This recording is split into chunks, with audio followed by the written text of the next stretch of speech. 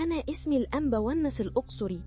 يمكن ناس كتير تعرفني بلقب شفيع الحاجات المفقودة، بس الحقيقة إن حياتي كانت بسيطة قوي.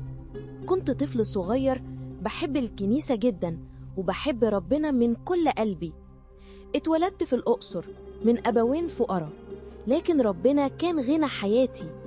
كنت بخدم شماس في الكنيسة وبساعد في عمل القربان يوم الجمعة والحد، وأيام اللي ما فيهاش قداسات كنت بطلب من الجيران يعملوا لي عيش صغير أعيش عليه.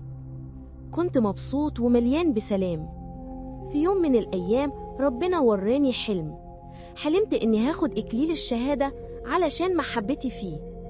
فرحت جدا ورحت للأسقف وقلت له على الرؤية، وطلبت منه يدفن جسدي في مدافن أم قريعات بعد ما استشهد. ولما جم الرومان يضطهدوا المسيحيين سمعوا عن الطفل اللي بيشجع الناس يثبتوا في إيمانهم، فمسكوني وحاولوا يعذبوني ويخوفوني. بس أنا كنت شايف المسيح بعينيا، وكنت بقول لهم بكل سلام: مش هسيب إيماني ولا إيمان أبائي، ليا اشتهاء إني أروح وأكون مع المسيح، وده أفضل جدا. وبعد عذابات كتير فصلوا راسي عن جسمي، بس وجهي كان منور والناس عرفتني من هدومي اللي كنت بخدم بيها. وبعد سنين طويلة ربنا أظهر جسدي للأنبا مرقس مطران الأقصر عن طريق ملاك، واتنقل الجسد واتحط في مدرسة الأقباط بالأقصر، وهناك لحد النهاردة بيزوروني ناس من كل مكان. والرب اداني نعمة خاصة.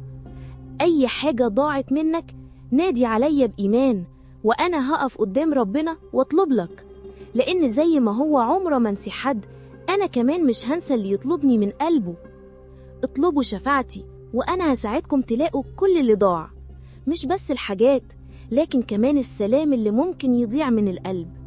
اكتبوا كومنت واعملوا لايك وشير واشتركوا في قناة باب السما.